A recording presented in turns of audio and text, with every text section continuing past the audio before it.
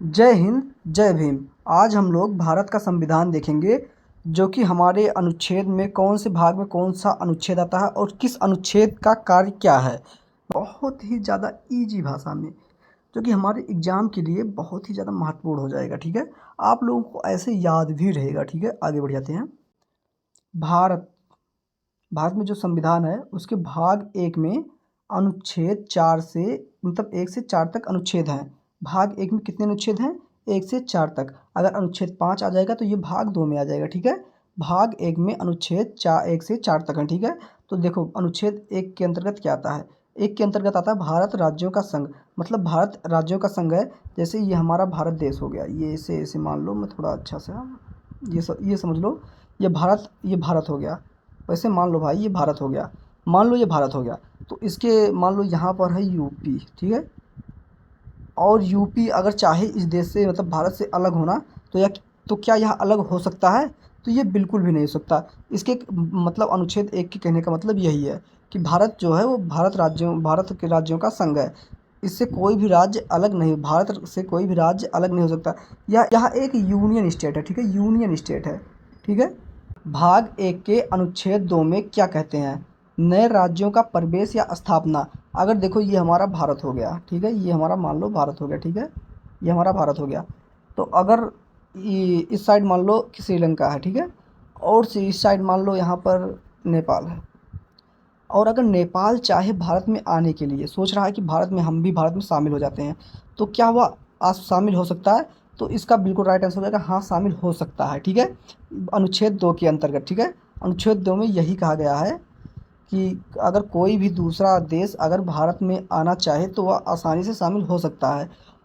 और इसमें याद रखना प्रवेश, देखो नाम बताया था प्रवेश, दो प्रवेश यानी दो प्रवेश, प्रवेश दो, दूसरा नंबर प्रवेश का है। पहले नंबर पर आते हैं राघव, दूसरे नंबर पर आते हैं प्रवेश। ठीक है, अनुच्छेद 2 में क्या है? भारत नए राज्यों का प्रवेश। ठीक है, आगे बढ़ जाते हैं। भाग 1 के अनुच्छेद 3 में क्या कहता है? देखो, राज्यों के क्षेत्र सीमा एवं नाम में परिवर्तन। आपको मैं बताया था नाम सीमा। देखो भारत के किसी भी राज्य की सीमा या क्षेत्र में परिवर्तन किया जा सकता है। ठीक है, सीमा में परिवर्तन किया जा सकता है, राज्य या सीमा में परिवर्तन किया जाता है, उसके नाम में भी परिवर्तन किया जा सकता है। देखो नाम में परिवर्तन, सीमा या नाम में परिवर्तन किया जा सकता है। अगर देखो अगर यूपी मान लो अभी फ़िलहाल में ये मानो कि बिहार, मान लो बिहार नाम है, राज्य का नाम बिहार है, और चाहते हैं बिहार को नाम बदलकर बिहारा कर दें, मतलब बिहारा नहीं बाघ कर दें, बाघ। तो कोई भी नाम कर किया जा सकता है, शेर कर दें शेर, ये सब नाम किया जा सकता है। ठीक है, ये हमारा आर्टिकल 3 मतलब अनुच्छेद 3 के अंतर्गत आता है। आगे बढ़ जाते हैं। अनुच्छेद भाग 1 के लास्ट अनुच्छेद 4, भाग 1 का लास्ट अनुच्छेद 4 है। इसमें क्या कहता है?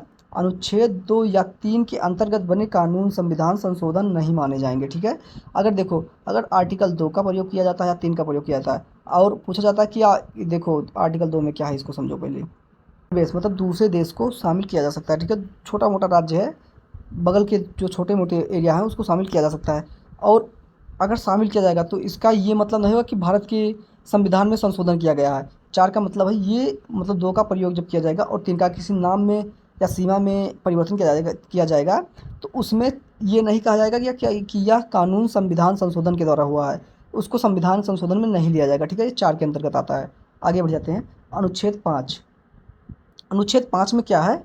संविधान लागू, ये देखो ये भाग 2 आ गया, यहीं से भाग दो स्टार्ट होता है। कहाँ से?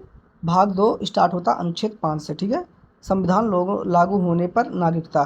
देखो होता क्या है, हुआ क्या था कि संविधान जो था, हमारा संविधान पहले नहीं बना हुआ था, संविधान हमारा दूसरे देशों से लिया गया है, मतलब छोटे छोटे पार्ट को दूसरे दूसरे देशों से ऐड किया गया है।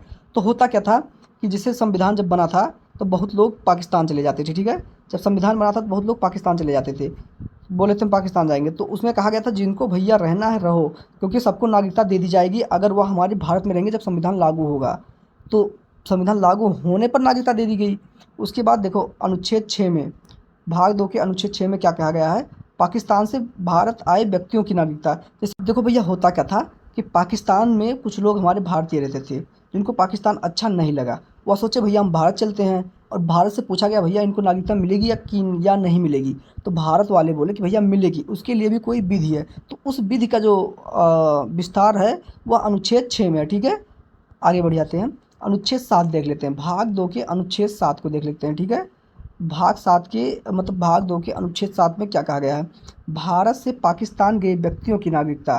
देखो, भारत कुछ भारतीय थे जो पाकिस्तान चले गए और पाकिस्तान से फिर भारत आए, पहले पाकिस्तान गए फिर भारत आए, तो उनकी नागरिकता का जो विस्तार है, पहले देखो 6 में, इसमें आपको बहुत कन्फ्यूजन होगा। देखो 6 में जो था वो पाकिस्तान से सिर्फ भारत आए थे, और 7 में जो था वो पाकिस्तान से भारत से पाकिस्तान गए।